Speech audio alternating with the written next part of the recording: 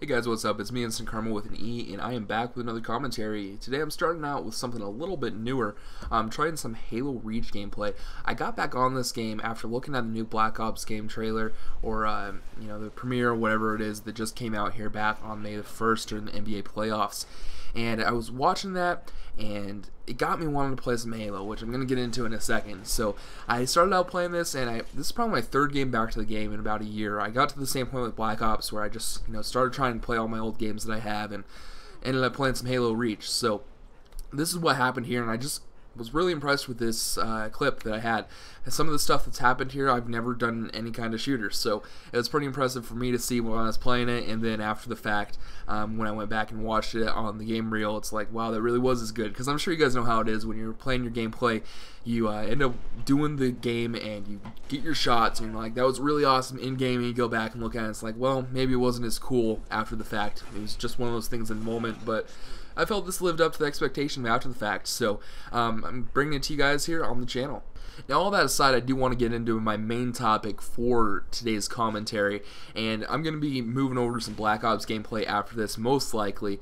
I haven't actually stitched it all together yet, but I figured since we're going to be talking about Black Ops 2, it would be good to bring in some Black Ops gameplay. So after this quick Halo clip is done here, I'm going to transition over there, and it will be more relevant to what we're talking about today. But as I'm sure you guys saw, that trailer that I mentioned before did come out, and I wanted to give you guys my first impressions on the topic and really what I was thinking about it, because it stemmed a lot of thought in my mind, and some of them are a little bit controversial because I've been reading a lot of these reviews, and I haven't watched any of the breakdown videos yet. I kind of did my own little thing where I paused it and was checking out all these little cutscenes and the stuff like that, but I haven't really watched anybody's analysis of the videos, so hopefully I'm not just repeating a lot of the stuff that you've already heard, but these are a lot of my opinions on the subject. So the first and most obvious thing that we see with this Black Ops game trailer for the second one is that it's going to be set in the future, and that's something new to the whole Call of Duty franchise. We've had Modern Warfare, but we haven't exactly had Future Warfare. I mean, when they come out, you might be playing a couple months into the future, but that's really nothing like being set in the year 2025, which we see here.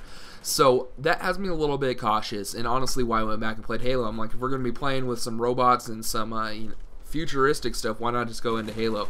But it does have me concerned. The main reason is because of these robots. It's saying that we have unmanned soldiers and weaponry that are going to go in and fight for us. And we see that a little bit in the trailer where there's some of these drones flying around, and you can look and see that you're going to be controlling things remotely, that you're not necessarily in them for yourself.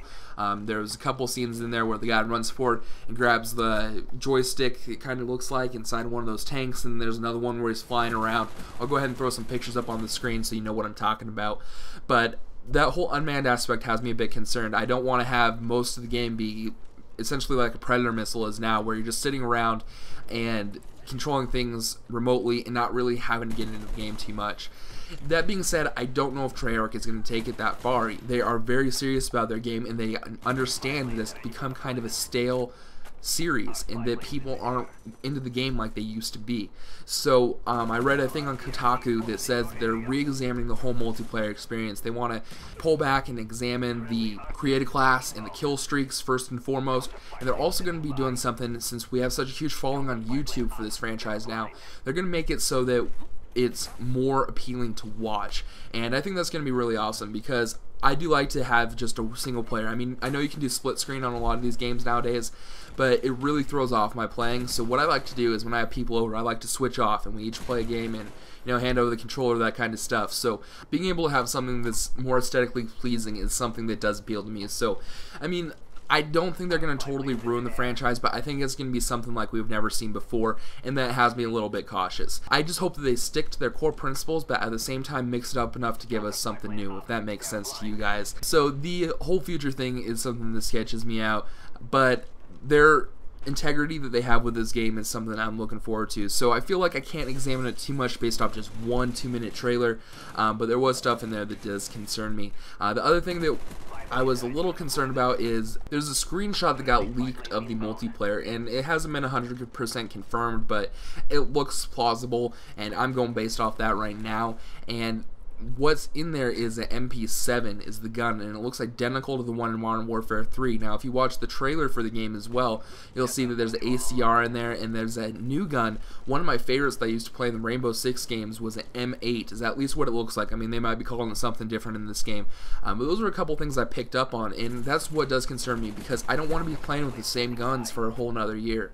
And I feel like coming from Modern Warfare 2 to Modern Warfare 3, we didn't really get a big mix-up with the guns. Most of the stuff stayed the same, which is what I originally loved about Black Ops, because they did a throwback into the 80s and into the Cold War, and we got some different looking guns going on, not all the same stuff we've dealt with before.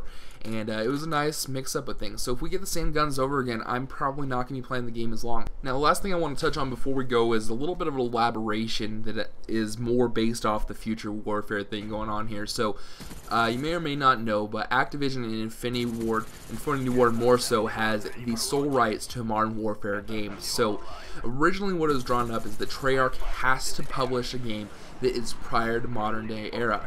Well, they got a way around that and figured that they can go into the future. So I'm afraid that they're going to have to change it up so much that it's not going to be recognizable. You know, maybe laser weapons or things like that. Probably not that far, but I hope you guys get what I'm saying. That it can't be super resemblant of Modern Warfare, which is a good thing. I don't want it to be Modern Warfare again, but the future is a risky place to go into. It crosses the line of sci-fi and fantasy, where the whole Modern Warfare and previous have to be drawn a little bit more realistic, and the whole Call of Duty franchise has been based more off of realistic aspects than something that's totally out of the norm. I mean, some of the kill streaks and some of the interactions you might say are a little bit weird, but when we go into the future, I mean, your imagination is the limit. So it could play in their favor. They just got to keep reins on reality here and not make it go too out of whack, and I think we'll be all set.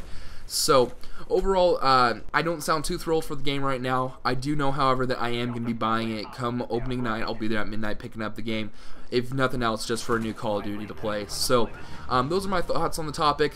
A little bit conflicting areas, but I figured I'd give you guys my impressions. Hopefully you enjoyed this commentary. Always remember to rate, comment, subscribe. Catch you next time.